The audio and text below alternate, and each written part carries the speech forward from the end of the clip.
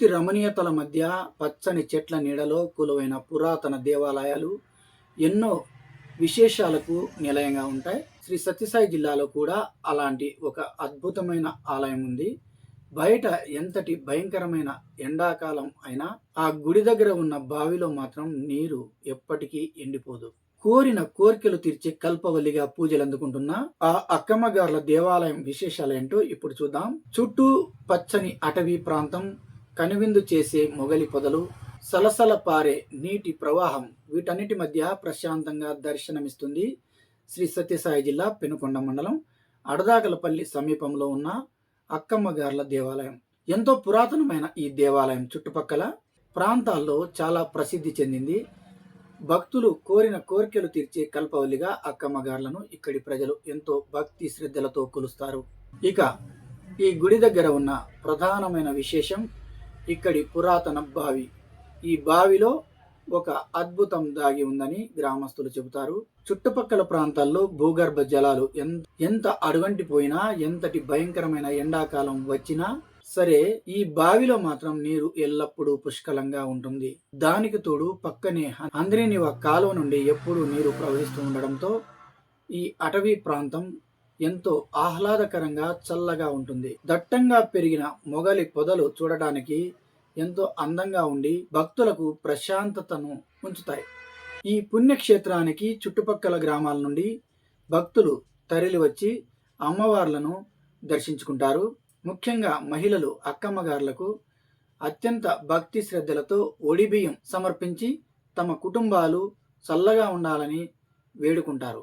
పచ్చని ప్రకృతి ఒడిలో అమ్మవార్ల ఆశీస్సులు పొందుతూ భక్తులు పునీతులవుతున్నారు. దిగవలన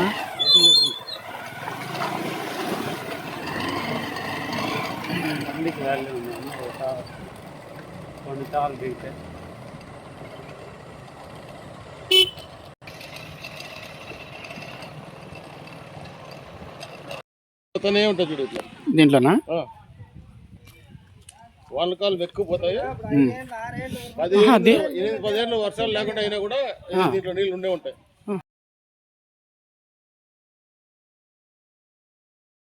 అది కాలువ నీళ్ళు, ఊట నీళ్ళు, అవి ఇంట్లో నీళ్ళు కంటిన్యూస్ ఉంటాయి. క్లీన్ చేపేలకు ఇదంతా నిండిపోయి ఇదంతా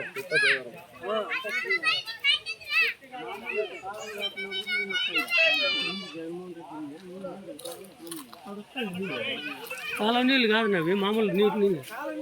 అవునా? మొన్న ఇంతకు ముందు కూడా మామూలు ఆట నుంచి వస్తాయా?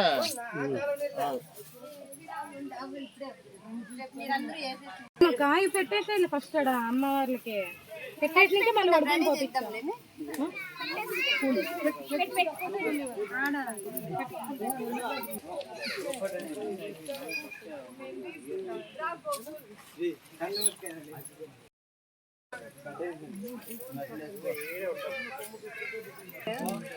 పెట్టేసి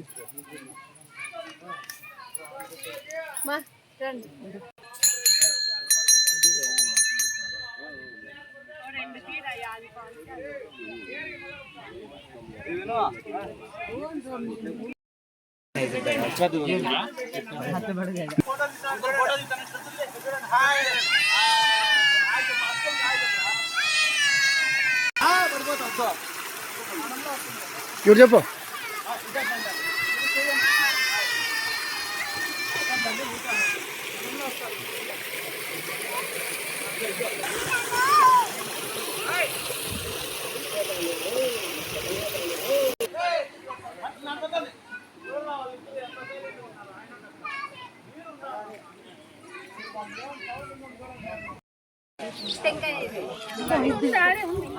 ఆడే ఉంది.